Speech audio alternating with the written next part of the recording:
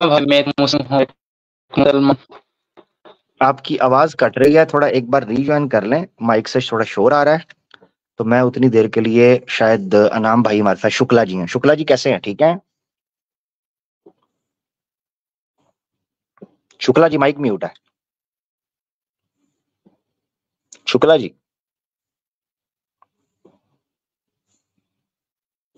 शुक्ला जी, शुक्ला जी लगता है सो गए हैं। शुक्ला जी लगता है सो गए हैं। जटोस हमारे साथ है। जटोस भाई कैसे हैं? अस्सलाम वालेकुम। जी वालेकुम सलाम। आवाज़ आ रही है मेरी? जी जी आ रही है। कैसे हैं मेरा भाई? जी। आमिर भाई, आपको शायद याद होगा मैंने आपसे बात की थी गीता के बारे में कि जो आर्य समाज है वो गीता को मानते हैं कि नहीं। शायद आपको जी याद जी होगा पिछले। जी जी जी तो जी याद है। मैंने इस टॉपिक पर थोड़ी सी रिसर्च करी थी। तो एक चीज़ पता हम्म लगी कि आर्य समाज जो गीता मानती है वो मेन स्ट्रीम गीता से अलग है। हम्म। और उनकी जो अच्छा। गीता है उसमें सिर्फ 70 श्लोक मौजूद है। मतलब मेन जो गीता है उसमें 700 के करीब श्लोक है। आर्य हम्म। समाजियों की जो गीता है उसमें सिर्फ और सिर्फ 70 श्लोक ही मौजूद हैं। तो वो लोग मानते हैं सिर्फ कि गीता 70? में जो है मिलावट हुई है।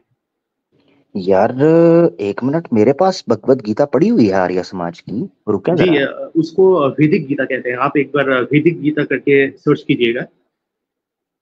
एक मिनट, एक मिनट, भगवत गीता। ये मेरे पास किधर गई? आर्य समाज की पड़ी हुई है।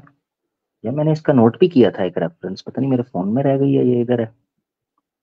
तो इसमें जो श्लोक आप कह रहे हैं उतने नहीं, उससे ज्यादा थे। एक फोन में शायद,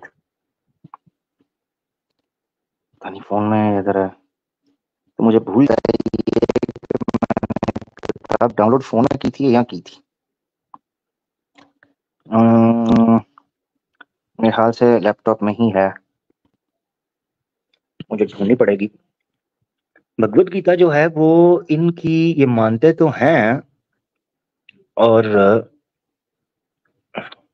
भगवत एक्चुअली गीता। ये जो मैं बता रहा हूँ ये मैंने खुद भी रिसर्च की थी। जैसे कि ये कोरा, रेडिट वगैरह और जो उनके वेबसाइट्स होती हैं और जी। स्ट्रीम्स भी मैंने देखे हैं कुछ। जो आर्य समाज खुद बता रहे हैं कि जो गीता वो लोग मानते हैं वो मतलब अलग है। मतलब वो लोग मानते हैं कि गीता में भारी मिलावट हुई है। मतलब 630 श्लोक जो है उसको वो लोग मिलावट मानते हैं। तो इसलिए मैं ये आपको बताने आया लो हूँ। जी, ये मिल गई आप है। नहीं, ये नहीं नहीं नहीं, आप जो कह रहे हैं कितने 70 श्लोक मानते हैं वो? जी जी, उसको वैदिक गीता नहीं नहीं करके यार, कहते हैं। आप सर्च कीजिएगा एक बार। नहीं नहीं यार, मेरे सामने इस वक्त ये नहीं, देखे मैं आपके साथ शेयर कर देता हूँ। मेरे पास इस वक्त आर्य समाज की भगवत गीता मौजूद है। आर्य समाज की ऑफिशियल लाइब्रेरी से मैंने इसको डाउनलोड किया, उसका वाटरमार्क भी आपको नजर आ जाएगा। मैं स्क्रीन शेयर कर रहा हूँ। ये देखें जी, ये है, ठीक है। और इसमें कंप्लीटली अध्याय आपके सामने मौजूद है, ठीक है। अच्छा, यहाँ से ये शुरू हो रही है, यानी इसकी जो वो है, ठीक है। यहाँ से हम पीछे चले जाएं तो ये समझ लें कि देखें, ये अष्टदश अष्टदश अध्याय, यानी जी 18वां जी अध्याय यहाँ पर डिस्कस हो रहा है। अष्टदश अध्याय, 18th अध्याय यहाँ पर शुरू हुआ है और यह 18वें अध्याय के ऊपर खत्म हो गई है। तो ये 70 से ज्यादा, ये देखें ना, 70 से ज्यादा श्लोक है। ये गलत है, आपकी इंफॉर्मेशन जो है। और ये देखें, ये हो सकता है कि कोई हो उसमें, ये आपको लोगो, इनका सॉरी वाटरमार्क नजर आ रहा है, ये लाइब्रेरी आर्य समाज ऑर्ग। ये देखें, जी ये जी। आर्य समाज ऑर्ग, ये इनकी श्रीमत भागवत गीता है। ये देखें, ठीक है। नहीं, एग्जैक्टली ये मुझे पता नहीं, लेकिन मैंने उनसे ही सुना था और मैंने खुद भी नेट में सर्च किया था। आप कभी गूगल में वैदिक गीता करके सर्च कीजिए, शायद आपको पता चल जाए। हो सकता है कि 70 जो है वैदिक वो मैंने गीता। गलत कहा हो, लेकिन हाँ, वो लोग मानते हैं कि मिलावट हुई है जो गीता है। हम्म, देखा ना ये। तो वही सर, कहना था। ठीक है ठीक है, मैं मजीद उसको चेक कर लूंगा। और मगर जो जी जी, मैंने डाउनलोड और एक बात थी। किया। जी जी, जी, बोले। और एक बात थी। आपको शायद ये पता होगा कि आर्य समाज जो मानते हैं मोक्ष, वो लोग मानने की मोक्ष जो है वो परमानेंट नहीं है। हम्म। जी ये जी जी। शायद आपको हाँ हाँ, तो वही बोलना था कि मैं मतलब थोड़ा सा वो हो गया था ये सब सुन के कि मतलब ये लोग कंप्लीटली मेन स्ट्रीम हिंदुइज्म से बहुत अलग चीज बहुत मानते हैं। जी जी जी जी जी जी। सत्यार्थ प्रकाश में लिखा हुआ है स्वामी दयानंद ने कि मोक्ष परमानेंट नहीं है, ठीक है, जी जी टेम्परेरी है, टेम्परेरी है। और हर थोड़ी देर के बाद, चाहे वो स्वर्ग के अंदर क्यों ना हो, आत्मा फड़फड़ाने लगती है और उसका दिल करता है मैं वापस जाऊं, ठीक है ना, और वो दोबारा फिर जलवायु के थ्रू होते हुए अनाज में और फिर शरीर लेती है। ये स्वामी दयानंद ने लिखा हुआ है सत्यार्थ प्रकाश में। तो ये परमानेंट मोक्ष जी भी नहीं मानते। तो जब परमानेंट मोक्ष है ही नहीं है और दोबारा फिर जीवन मरण के चक्र भी उसे गुजरना है, तो ऐसे कॉन्सेप्ट को कौन आदमी कबूल करना चाहेगा कि यार तो फंस ही गया हूं, चैन ही नहीं है। वो क्या कहता है, वो कहता है कि मर के चैन पाएंगे। वो कहता है मर के भी चैन ना पाया तो कहाँ जाएंगे। यानी लोग कहते हैं कि मर जाओगे चैन आ जाएगा, मर के भी चैन ना मिला तो फिर आगे कहाँ से जाएंगे। मोक्ष ही परमानेंट नहीं है तो फिर आगे कहाँ जाना है, आपने बताओ ना मुझे। जी जी एग्जैक्टली। इनफैक्ट एक टाइम था जब मैं आर्य समाज से मतलब थोड़ा सा वो प्रभावित हो गया था। मैं सोच भी रहा था कि ज्वाइन करूं, लेकिन कुछ मतलब उनके कॉन्सेप्ट्स है और कुछ उनके मतलब ऐसी चीजें हैं जो मैं मतलब एक्सेप्ट नहीं कर सकता, तो इसलिए मतलब मैं आज एक मुसलमान हूँ। नहीं नहीं, जबरदस्त, अल्हम्दुलिल्लाह अल्हम्दुलिल्लाह। नहीं, आर्य समाज के ऊपर हम मजीद आगे प्रोग्राम करेंगे। 10 एपिसोड्स तो मैं कर चुका हूँ। जिनको जो आर्य समाज से प्रभावित हैं या आर्य समाज को बहुत ज्यादा देखते हैं कि बड़े स्ट्रांग है, तो वो आर्ग्यूमेंट्स पे मैंने प्रोग्राम किए और आगे भी आगे चलकर आपको लगेगा, जैसे मिसाल के तौर पे मैं शुरू करूंगा कि जो ये तीन जिन चीजों को इटरनल मानते हैं, तो उससे हम बेस पकड़ेंगे, ठीक है। तो प्रकृति है या आत्मन है और परमात्मा है, ये तीन चीजों को इटरनल मानते हैं। क्या वेद इस चीज का साथ देती है? इस कॉन्सेप्ट को बड़ा इंपॉर्टेंट है समझना, क्योंकि आर्य समाज के यहाँ ये क्लेम करते हैं कि परम प्रमाण वेद है, वेद मत ही केवल इनका मत है, बस उसके अलावा कुछ भी नहीं। तो जो चीज वेद से विरुद्ध हो जाए, चाहे उपनिषदों में कितनी फिलॉसफी क्यों ना छोड़ी हो, मगर वेद से विरुद्ध हो गया जो कॉन्सेप्ट, उस कॉन्सेप्ट को ये कैसे अपना सकते हैं। तो इस चीज को समझने की कोशिश करेंगे हम, ठीक है। जी जी जी इसी तरह जो मैंने अंतिम नमाज के एपिसोड किए हैं उसका मैं छोटा एक क्लिप डालूंगा, बस टाइम नहीं कुछ मिल पा रहा, जैसे मौका बनता है तो उसका क्लिप मैं डालूंगा। उसमें मैंने रखा था एक पॉइंट के ऋग्वेद का जो भाष्य का जो भूमिका लिखा है उसके अंदर वो कहते हैं कि जो ईश्वर है वो त्रिकालदर्शी है, ठीक है, त्रिकालदर्शी है, यानी तीनों समों का जानने, त्रिकाल को जानने वाला है, देखने वाला है। और सत्यार्थ प्रकाश में लिखते हैं कि ईश्वर को जो त्रिकालदर्शी कहते हैं वो मूर्ख है,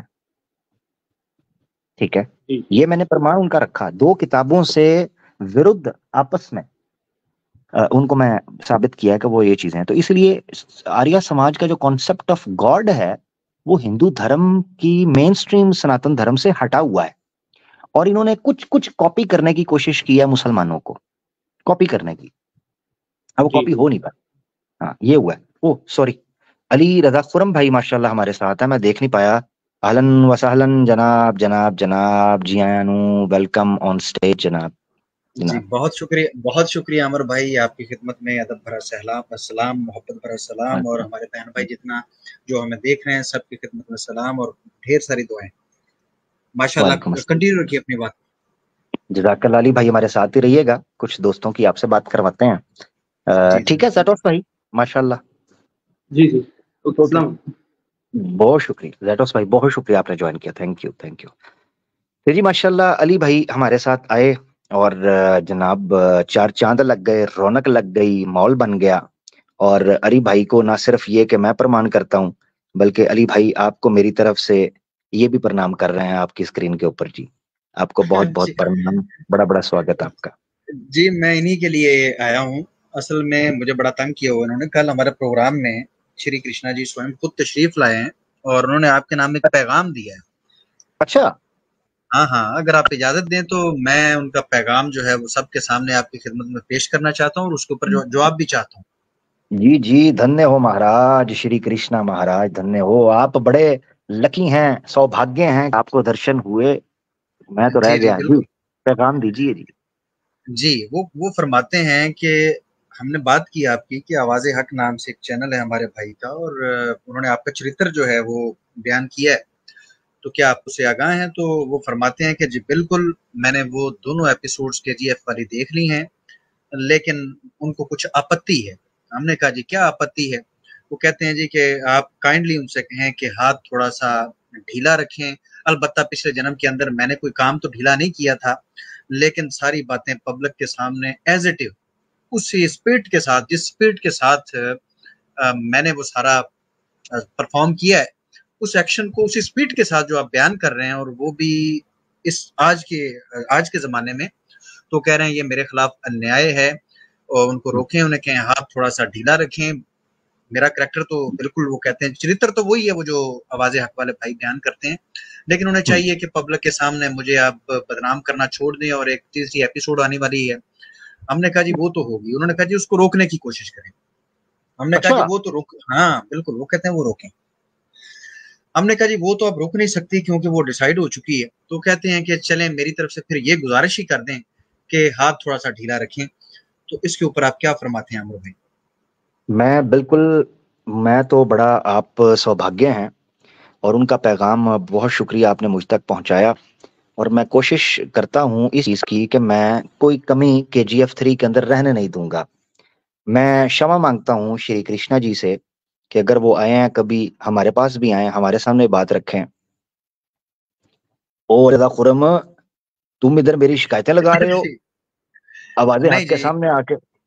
नहीं जी कृष्ण जी, मैं तो देखें मैंने बड़े अदब के साथ गुजारिश की है कि आपका पैगाम जो आपने मुझे दिया था वो मैंने रखा है पब्लिक गवाइस पे। पैगाम रखें, आपने आके लाइव उसके सामने कर दिया। मैंने कहा था ऑफ द रिकॉर्ड बात करनी है, आप लाइव कर रहे हैं। वो बंदा आपको ओहो, पता है फिर नहीं किसी की रख रखाव करता। अब तो मुझे सब स्पेशल सामने आना हो गई पड़ा ना है, जी बात। देखे मुझे जी स्पेशल आना आपने, पड़ा है। वहां राधा मेरे लिए डांडिया प्रोग्राम बांसुरियों के साथ बजा रही थी, आपने मुझे बीच में बुलवा लिया है। तो जरा आप सही से देख बात करिए, मैं चलता हूँ, मैं उनके साथ जरा तरीके से करिएगा, ठीक है जी? जी जी ओके ठीक है जी। जी। अली जी भाई, जी आप कुछ बोल रहे थे या मैं बोल रहा था? अमर भाई, श्री कृष्णा जी स्वयं खुद तशरीफ फिर ले आए थे और वो कह रहे थे कि ये ओहो, बात पब्लिक में नहीं करनी थी, आपने ये ओहो, बात आमिर भाई के साथ पर्सनल में करनी थी, आपने अब सबके सामने कर दी। तो अब क्या किया जाए, ओहो, बात तो सामने ही करने वाली थी ना जी। ओहो हो, मैं बड़ी, श्री कृष्णा जी, बस पता नहीं, मुझे तो नजर नहीं आ रहे, मगर आप अगर कह रहे हैं तो मैं आप पे विश्वास करता हूँ। बाकी ये है कि मैं, श्री कृष्णा जी, आप जहां कहीं हैं, आपकी आत्मा को शांति हो, सुकून हो, बेखबर हो जाइए, बेफिक्र हो जाइए। मैं हाथ हल्का रखूंगा, आप बेफिक्र हो जाएं, टेंशन न लें। लो जी, आपको ये तो शिकायत का जबरदस्त, मौका नहीं दूंगा जी। जबरदस्त। देखिए जी, उन्होंने कहा है कि देखिए मैं अब एक नया जन्म लेके दोबारा आ चुका हूँ और इस जन्म में मुझे वो पहले वाला माहौल नहीं मिल रहा और मैंने वो सारी हरकतें छोड़ दी हैं।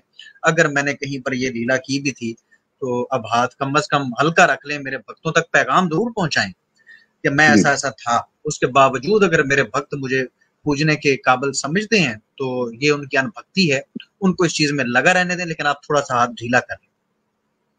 जी जी जी, ठीक हो गया, ठीक है, ऐसे ही होगा। आप श्री कृष्णा जी से जब भी आपकी मुलाकात हो, बात हो, तो उनको ये कह दीजिएगा तसल्ली कि कोई टेंशन की बात नहीं है, हाथ हल्का रखेंगे, कोई परेशानी नहीं। लो जी, ठीक हो गया जी। अब तो मैं गारंटी के साथ कह सकता हूँ क्योंकि पब्लिक के सामने ये बात तय हो गई कि आप हाथ ढीला रखिए। जी जी, बिल्कुल बिल्कुल ऐसे ही है। जितना बस जो हस्बे तौफीक है, जो श्री कृष्ण ने हस्बे तौफीक तकलीफें दी हैं, उतनी तकलीफें हल्के हाथ हम रख लेंगे भाई, इतना है।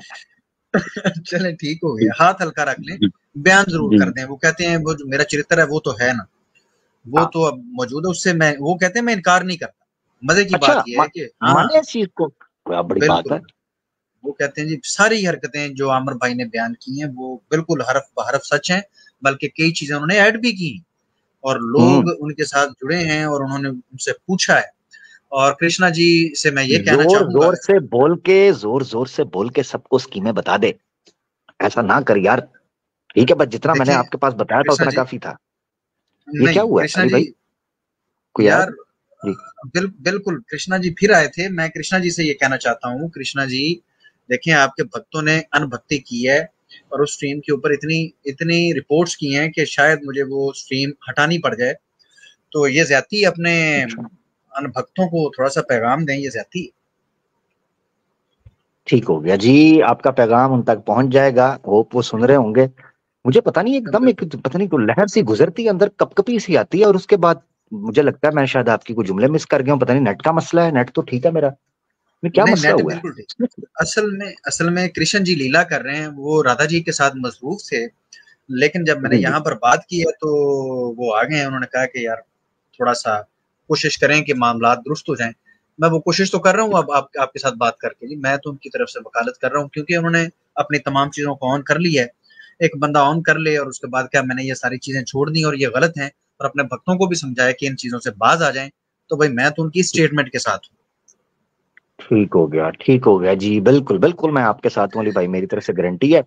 और इसी ठीक चीज है के साथ मैं दोस्तों जो बैठे हुए हैं, अली भाई से कोई बात करना चाहें जरूर। आज हमारे साथ अली भाई भी मौजूद हैं और बड़ी खुशी हुई आज अली भाई ने हमें ज्वाइन किया है। और फिर हम थोड़ी सी गुफ्तगू को लेकर चलते हैं। अबे शुक्ला जी हमारे साथ होते हैं। पता नहीं अब ये इन माइक म्यूट किया हुआ है इन्होंने। शुक्ला जी आप सुन पा रहे हैं? एक बार और ट्राई कर रहा हूँ मैं। शुक्ला जी, शुक्ला जी, शुक्ला जी जल्दी बोलें, फिर कृष्णा जी आ जाते होते हैं। जल्दी बोलें। नहीं, शुक्ला जी फिर स्टेज आपसे, मैं बड़ी क्षमा चाहता हूँ, शायद आपका जो है वो सो गए हैं आप, ये कोई मसला हुआ है। हमारे साथ कुछ एक दो मुसलमान दोस्त हैं जी, उनको लेकर कोशिश करें, उनसे पहले बात नहीं हुई।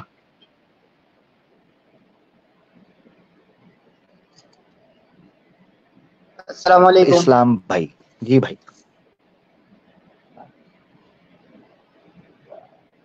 जी भैया, अस्सलाम वालेकुम। भाई हाँ, अस्सलाम वालेकुम हजरत। सुन रहे हैं मेरे को? जी जी भाई बिल्कुल आ रही है। मैनू इस्लाम भाई कैसे हैं? वेलकम। हाँ भाई अल्हम्दुलिल्लाह अच्छा है। जी जी भाई। भाई मेरा 2-3 क्वेश्चन था, मैं बोलूं? जी जी बोल रहे हैं।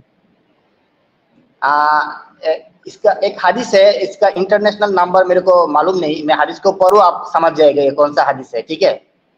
जी जी।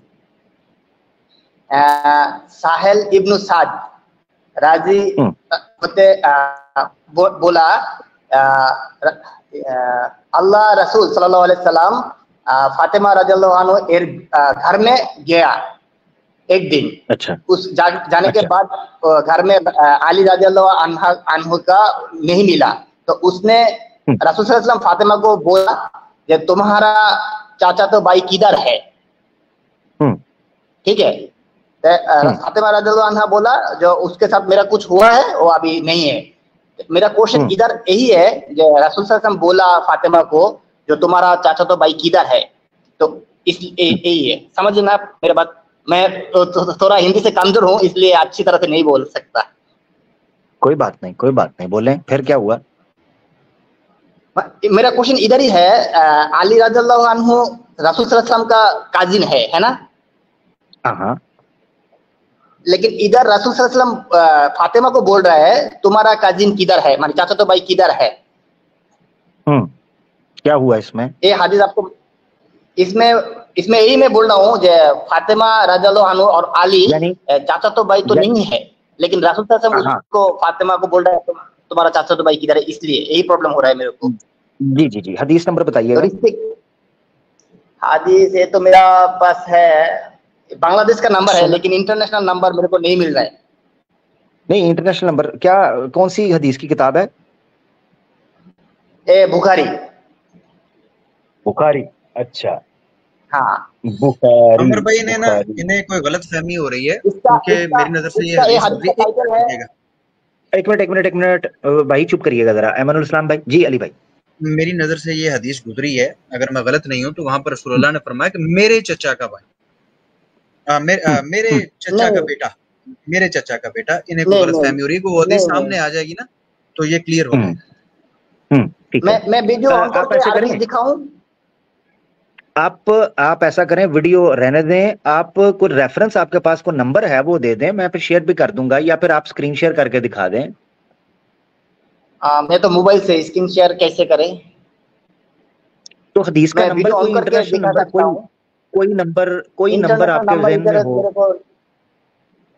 इंटरनेशनल नंबर नहीं मिल रहा है, वो बांग्लादेश इस्लामिक फाउंडेशन से दिया, तो वो फाउंडेशन इस्लामिक फाउंडेशन का नंबर है, इंटरनेशनल नंबर नहीं है इधर।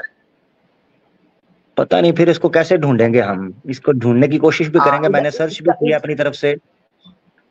इसका वो टाइटल है, वो हदीस का टाइटल है मस्जिद में सोरा पुरुष निद्रा जावा, मस्जिद में सोना, आदमी लोग का सोना।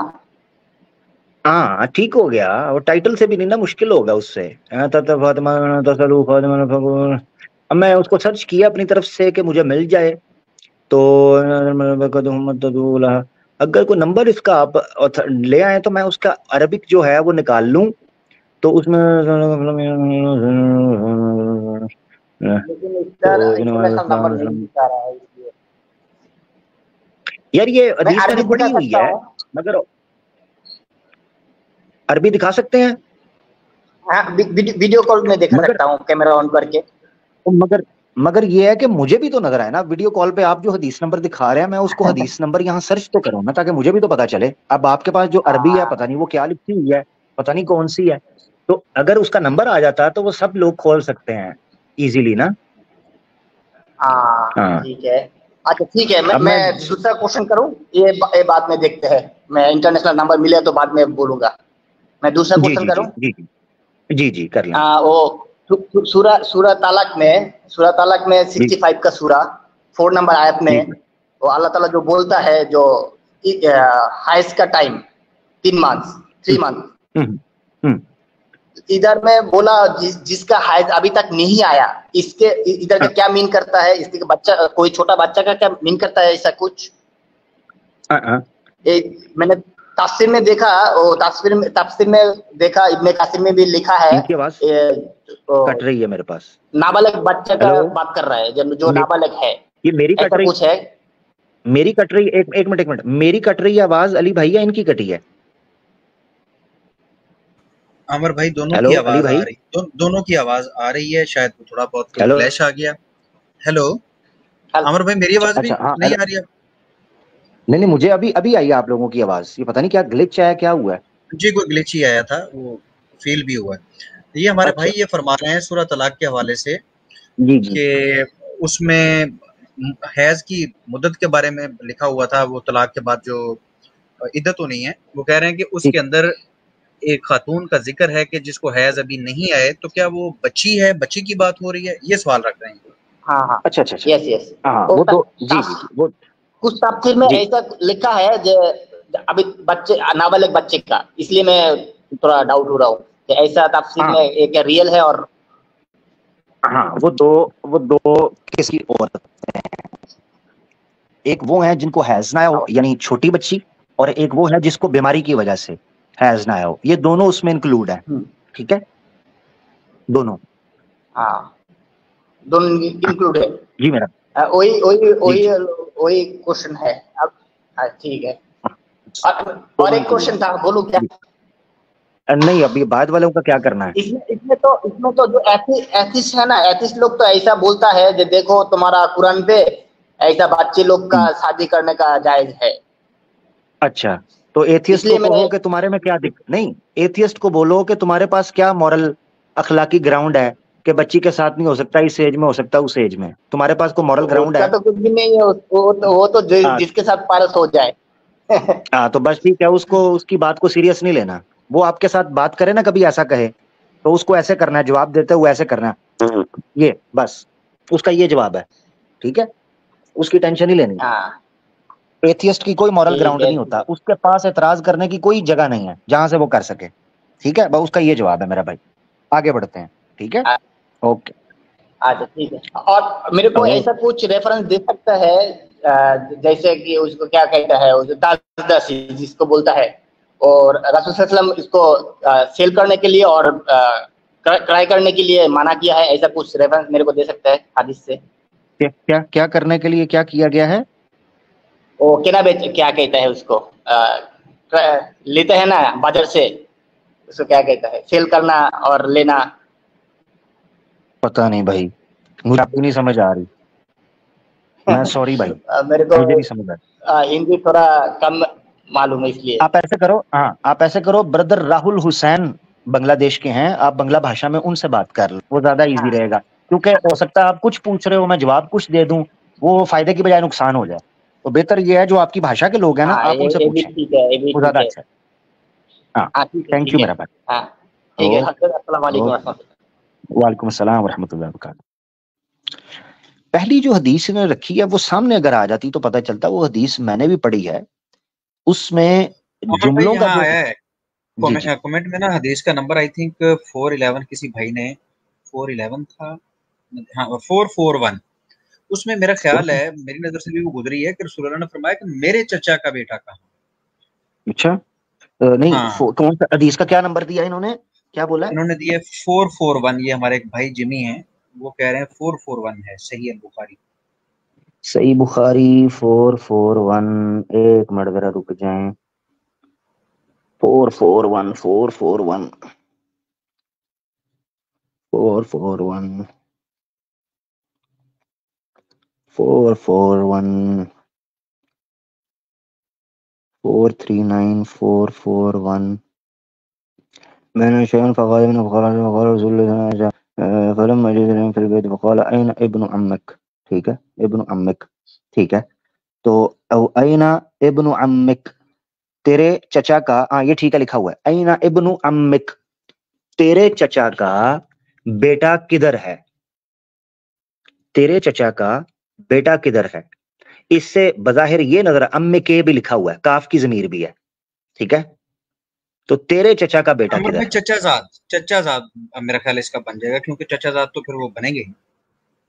चचाजाद, हाँ अरबी के लिए अगर किसी की बनियत को यानी अम्मे अम्मीयुन चचाजाद, ये बन सकता है कि तेरा चचाजाद किधर है, ये इसका तर्जुमा भी बन सकता है, एक चीज। दूसरा ये है ऐना इब्नु अम्मिक, तेरे चचा का बेटा किधर है, यानी तेरा कजन।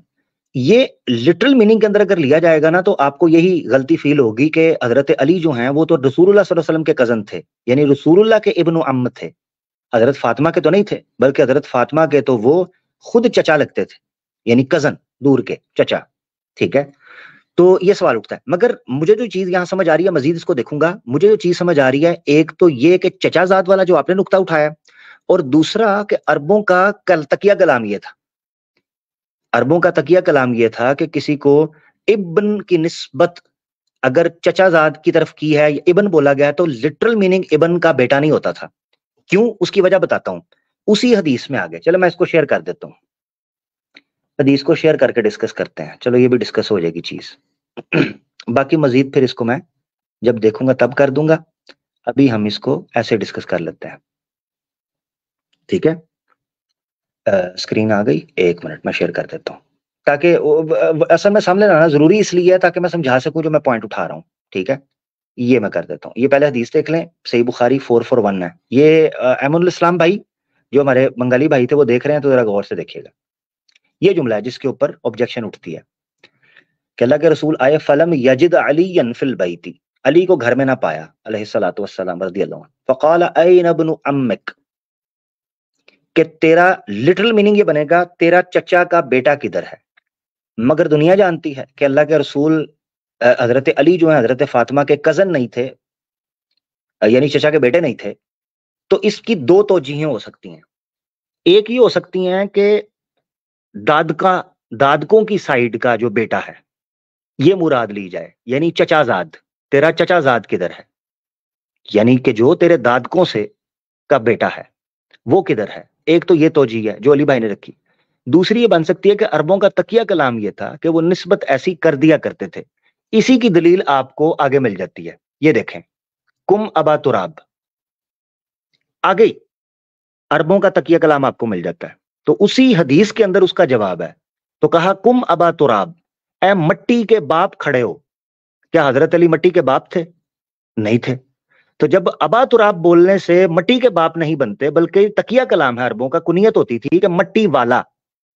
इसी तरीके से ऐना इब्नु अम्मिक का मतलब होगा तेरा चचाजाद, तेरा चच्चों की साइड वाला, यानी तेरे दादकों वाला, वो किधर है, ददयाल वाला बोलते हैं, ददयाल वाला, ठीक है। तो उसी हदीस के अंदर आपको आगे उसका जवाब मिल गया, कुम अबा तुराब, कुम अबा तुराब, ये दो लफ्ज। तो अरबी में तरीकाकार ये होता था कि वो निस्बत करते थे, इबन, अबा, उलू, जू, ये निस्बतें हुआ करती थी, ठीक है। उसका मतलब ये नहीं होता था कि हकीकत में वो उसका बाप या हकीकत में वो उसका बेटा बन गया, निस्बत होती थी। जैसे मिसाल के तौर पर बुखारी शरीफ की एक हदीस है जिस पर यसू की कुत्ती ने भी एतराज किया था और वो सीरत की किताबों के अंदर है कि अल्लाह के रसूल ने कहा अना बनु अब्दुल मुत्तलिब व अनन नबियुल काज़िब, मैं अब्दुल मुत्तलिब का बेटा हूं और मैं नबी हूं, मैं झूठ